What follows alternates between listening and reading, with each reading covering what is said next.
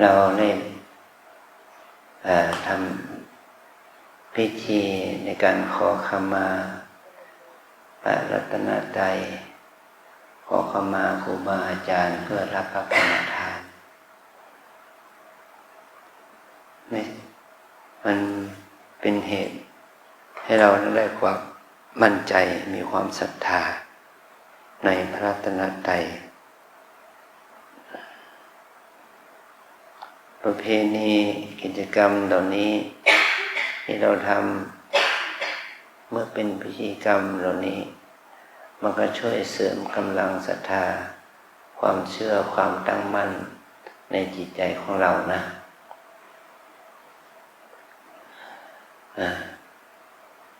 เราเชื่อในกฎแห่งกรรมเราเชื่อว่าเราได้ทำกรรมก็ได้รับผลของกรรมเราทำกรรมดีก็ได้รับผลของกรรมดีถ้าเราทำกรรมไม่ดีก็ได้รับผลกรรมไม่ดี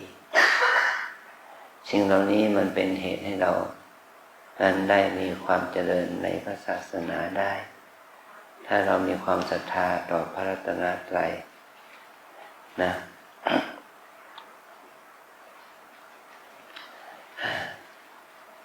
ขอให้เราได้ถึงและเข้าใจถึงกฎ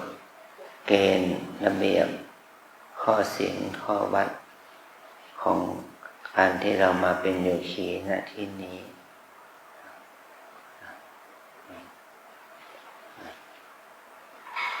เราจะได้ทำความดีโดยการบำเพ็ญภาวนานอกจากจะได้บำเพ็ญภาวนาแล้วเราต้องรักษาศีลด้วยเนาะรักษาศีลเพื่อเจริญภาวนาให้เกิดสติให้เกิดสมาธิให้เกิดปัญญาความเพียรความดีงามที่เราทำเนี่ยมันจะช่วยเสริมความบุญกุศลบารมีธรรมให้แก่ชีวิตเรา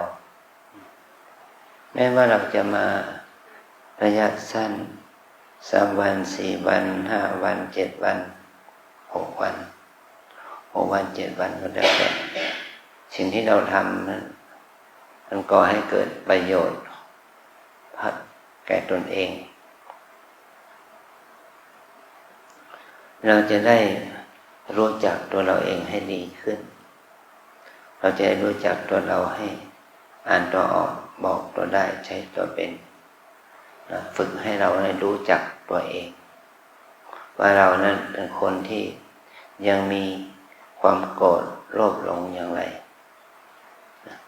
เราอดทนมากน้อยแค่ไหนเราจะได้ฝึกตัวเองมันเหมือนกับว่าร่างกายของเราเนี่ยมันมีมือมีเท้าเหมือนกันแต่เรารู้สึกว่าร่างกายของเราเนี่ยยังไม่มีกำลังเราต้องออกกำลังกายเมื่อเราออกกำลังกายแล้วก็ร่างกายก็แข็งแรงขึ้นสามารถที่จะไปแข่งขันเป็นแข่งขันเขาทำกิจกรรมตามประเภทของกีฬาแต่ละประเภทนั้นเราก็ได้สามารถที่จะได้ถ้วยได้เหรียญเนาะได้รางวัลแต่ผลนี่แหละเพราะเป็นผลจากการฝึกให้ร่างกายเราเข้มแข็งแข็งแรง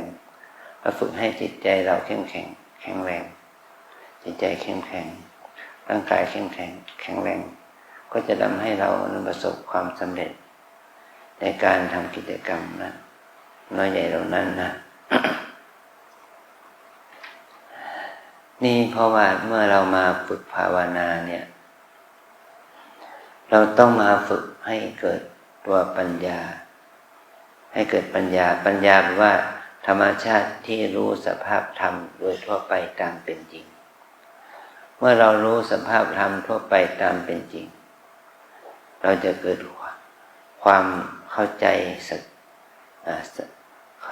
ถึงสรรพสิ่งที่เกิดขึ้นในชีวิตของเรานี้เมื่อเราเข้าใจแล้วเราก็ฝึกตัวเองให้มีกำลังเข้มแข็งเพราะว่าการภาวนานั้นมันต้องอาศัยความศรัทธาต่อตัวเองเราศรัทธาตัวเราเองว่าเราสามารถแก้ไขตัวเองได้เราสามารถที่จะแบ่ง เราสามารถที่จะพัฒนาตัวเราเองได้โดยการอาศัยความใส่ใจในการฝึกฝนอบรมปฏิบัตินะ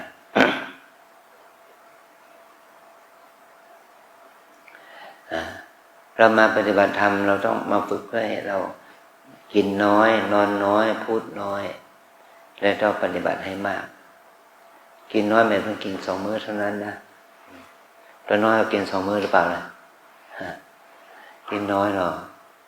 นอนน้อยเป็นนอนไม่มากนะนอนสัก6 ชั่วโมงก็พอเนาะเรากินน้อยนอนน้อยพูดน้อยเลยนะไม่พูดมากไม่รบกวนเพื่อนแต่ปฏิบัติให้มากมีความเพียรภาวนาให้มากนี่เป็นว่าถือว่าเป็นการปฏิบัติกรรมฐานเป็นการมาฝึกตัวเองนะฝึกให้สุขภาพกายสุขภาพจิตให้เข้มแข็งให้แข็งแรงนะเราถือว่า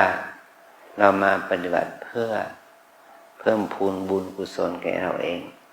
ละบาปอกุศลออกจากใจออกจากชีวิตของเราเองจิตใจของเราก็จะได้เป็นบุญเป็นกุศลมากขึ้นนะเนี่ยการปฏิบัติภาวนาเนี่ยเราไม่ได้หาบุญจากใครแต่เราหาบุญจากตัวเองนะ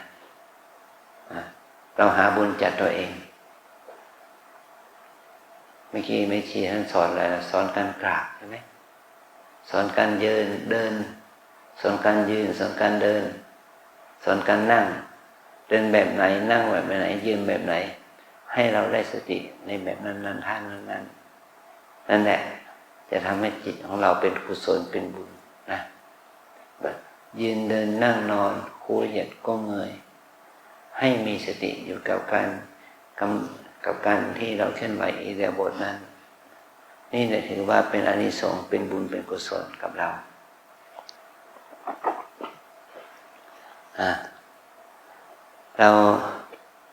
ถ้าเรา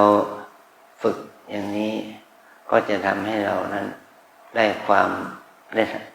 ด้ทักษะนะได้ประสบการณ์ชีวิตที่เป็นจริง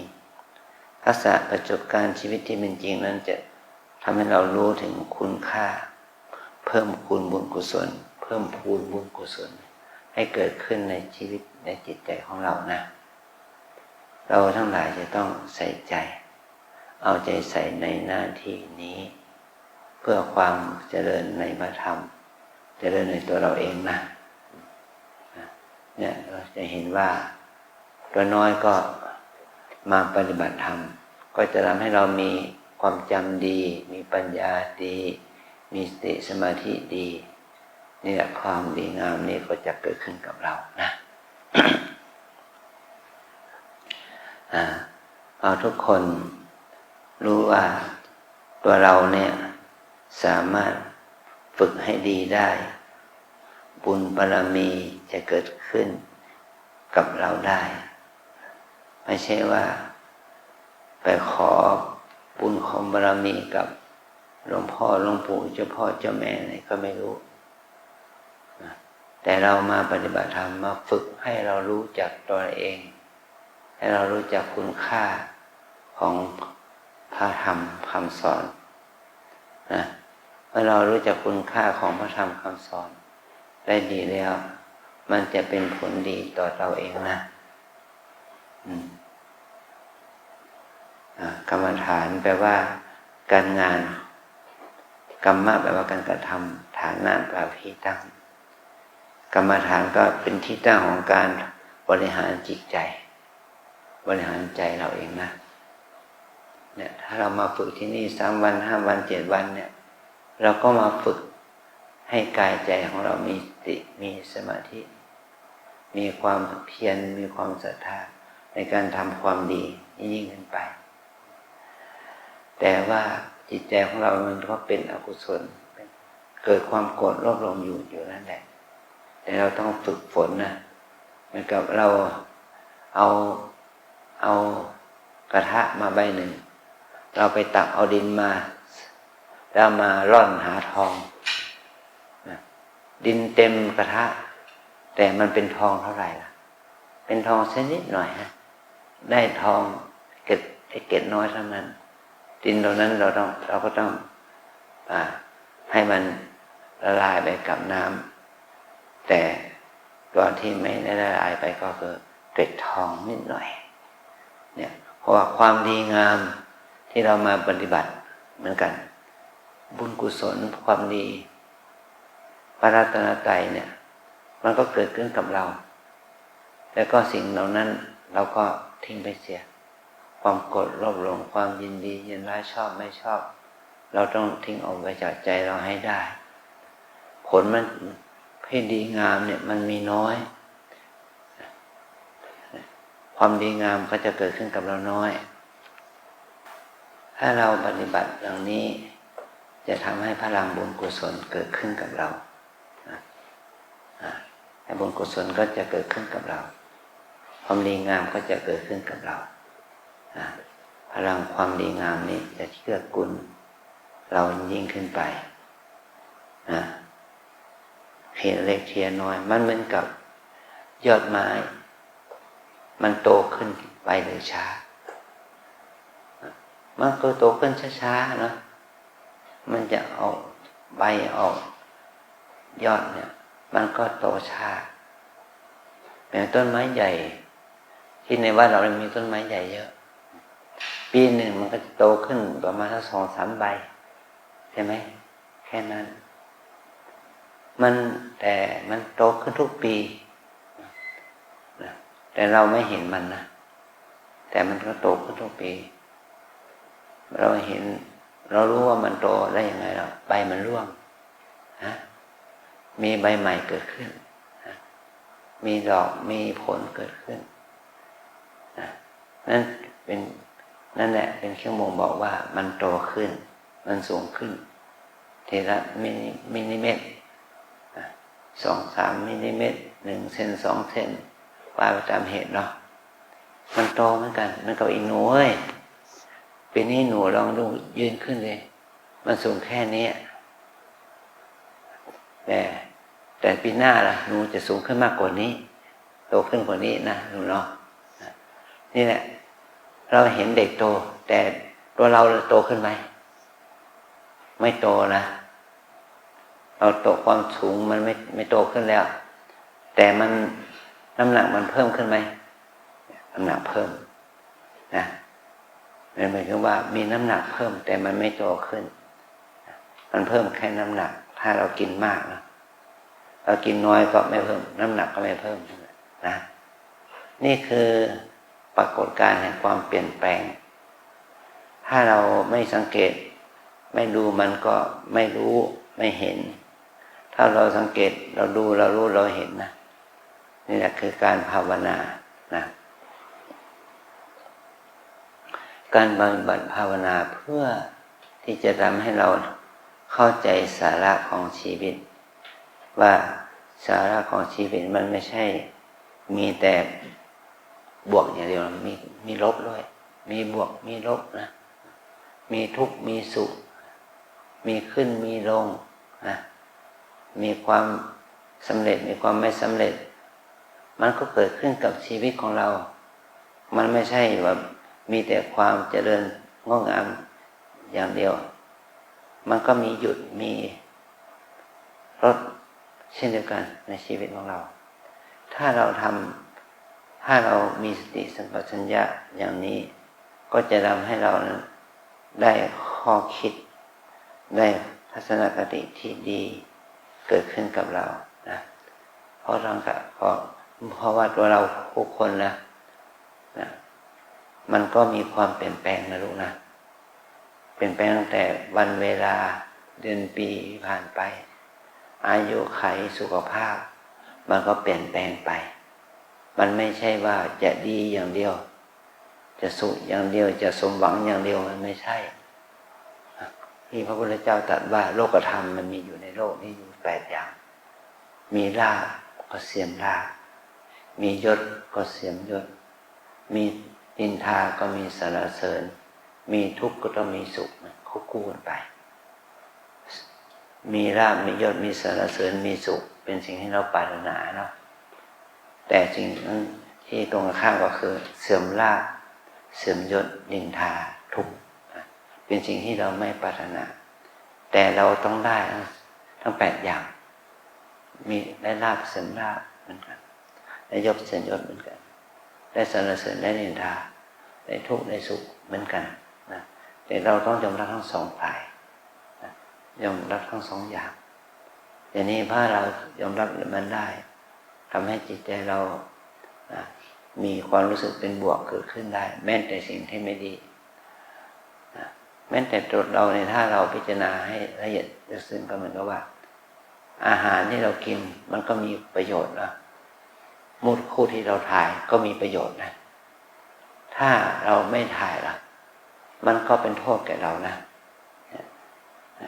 มันถ่ายมันไม่ใช่ไม่ใช่ว่าไม่มีประโยชน์มีเนี่ยการกินเนาะมันไม่ใช่ไม่มีประโยชน์มีไม่ใช่ไม่มีโทษนะมีแม้แต่การกินก็มีโทษนะถ้าเรากินมันก่อให้เกิดโรคภัยไข้เจ็บได้หมายความว่าเป็นโรคเบาหวานไขมันความดันอะไรอย่างนี้มันก็เกิดจากการกินเห็นไหมเนี่ยเป็นโทษของการกินที่ไม่รู้จักประมาณเนี่ยมีทั้งโทษทั้งประโยชน์ถ้าเรามาปฏิบัติธรรมเราไม่ใช่ว่ามารู้แต่สิ่งที่เป็นประโยชน์มาเอาแต่สิ่งที่มันเป็นประโยชน์นะมันมารู้จากสิ่งที่เป็นโทษมาละสิ่งที่เป็นโทษออกจากตัวเราเช่นเดียวกันนะเอาละพอเราให้ทุกคนพนมมือไหว้ตามอาจารย์นะวิปัสสนากรรมฐานตามแนวสติปัฏฐานมี4อย่าง1กาย2เวทนา3จิต4ธรรมวิปัสสนากรรมฐานตามแนวสติปัฏฐาน1กาย2เวทนา3จิต4ธรรม1กาย2เวทนา3จิต4ธรรมกายเวทนาจิตธรรมกายเวทนาจิตธรรมอันนี้คืออารมณ์ภาวนาเพื่อให้เราเกิดสติปัญญาเพื่อให้เราเกิดสติสมาธิปัญญามันมี4ฐานฐาน1คือฐานกายเรามาปฏิบัติครั้งแรกเราสอนฐานกายทำไมต้องสอนฐานกายก่อนเพราะว่ากายเป็นสิ่งที่เราดูได้ง่ายเราฝึกได้ง่ายนะการกราบการยืนการเดินการนั่งการหายใจเข้าออกมันมีอยู่กับตัวเราอยู่แล้วใช่ไหมมือเท้าเรามีอยู่เราก็มีสติอยู่กับมือกับเท้าเป็นต้นนะนี่เรียกว่าฐานกายเราหายใจเข้าหายใจออกมีไหมมีใช่ไหมเนี่ยตั้งหลับตั้งตื่นเราต้องหายใจเราก็ต้องมีสติก่อนหายใจเข้าออกรู้อาการพองอาการยุบอย่างนี้เป็นต้นนะอันที่2เวทนานั่งอยู่กับที่เนี่ยนั่งอยู่แล้วมันรู้สึกปวดเจ็บไหมหนูทุกคนปวดเจ็บไหมชาเหน็บมีไหมนี่แหละอาการปวดเจ็บเหน็บชาเมื่อยขบทางกายก็มีนี่เราเรียกว่าเวทนาสุขทุกข์ดีใจเสียใจมันย่อมมีได้นะให้เรามีสติรู้ถึงสุขทุกข์ดีใจเสียใจเหล่านั้นนี่เราว่าสติอยู่กับเวทนานะอันที่3จิตความคิดหมายความว่าเมื่อเราปฏิบัติธรรมเนี่ยใจเราคิดไหมตอนนี้เรามานั่งฟังโอวาทเนี่ยตั้งแต่นาทีแรกจนถึงเดี๋ยวนี้เวลาผ่านไปร่วม2 ชั่วโมงเราคิดไปถึงเรื่องอื่นเรื่องที่ไม่เกี่ยวกับการปฏิบัติคิดเรื่องแล้วคิดเรื่องแล้วนึกได้ไหมคิดไหมคิดนะนั่นแหละจิตมันคิดเราอยากจะคิดไหมล่ะก็ไม่อยากจะคิดเนาะเราอยากจะมีสติสมาธิไหมอยากจะมีแต่มันได้ตรงข้ามมันได้สิ่งที่ไม่ มันไล่กับจิตคิดที่ไม่มีประโยชน์นะคิดโลภคิดโกรธคิดหลงคิดไปเรื่องนั้นเรื่องนี้คิดสารพัดสารเพ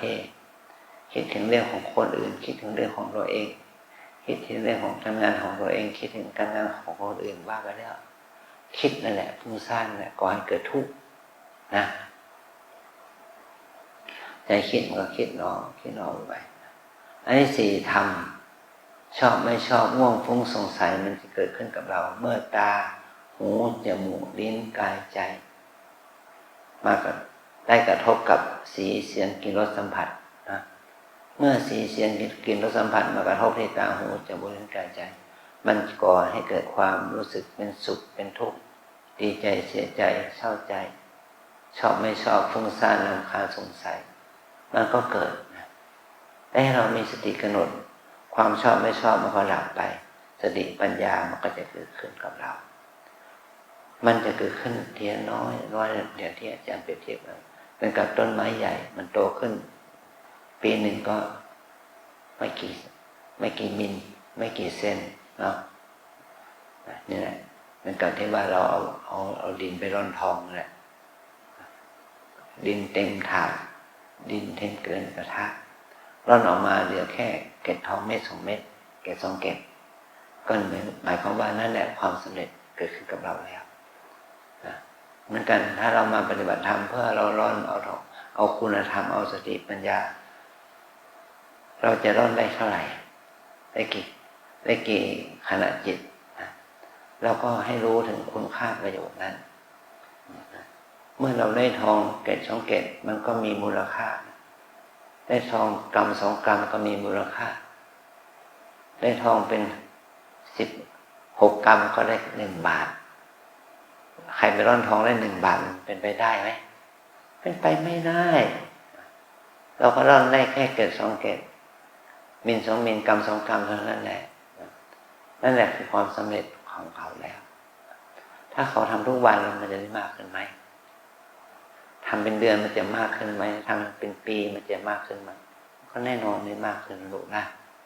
กินน้อยนอนน้อยพูดน้อยปฏิบัติให้มากเอาใจใส่ดูแลตัวเองอย่างนี้